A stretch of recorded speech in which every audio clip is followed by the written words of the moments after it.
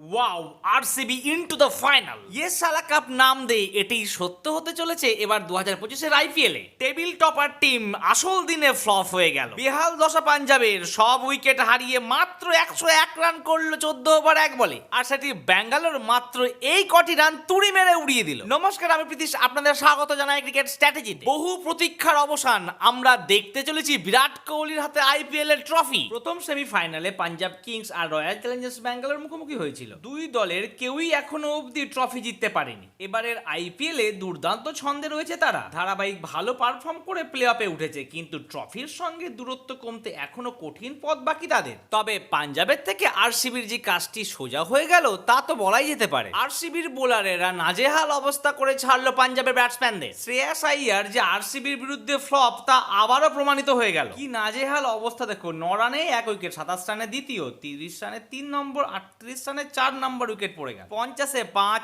60-এ 6, 60-এ 7, 78-এ 8, 97-এ 9 আর অবশেষে 101 রানে লাস্ট উইকেটটি পড়ে গেল। আর ব্যাটসম্যানদের রান দেখুন, কেউ 7, 18, 4, 2, 8, 26, 3, 0, 18, 4, 0। কি অবস্থা দেখুন, মাত্র 3 জন ব্যাটসম্যান ডবল ডিজিটে রান পেয়েছে। আর আমি যেন আপনাদের কাছ থেকে রান পাই, তার জন্য আপনাদের করতে হবে আমার এই ভিডিওতে লাইক আর চ্যানেলটি করতে হবে সাবস্ক্রাইব।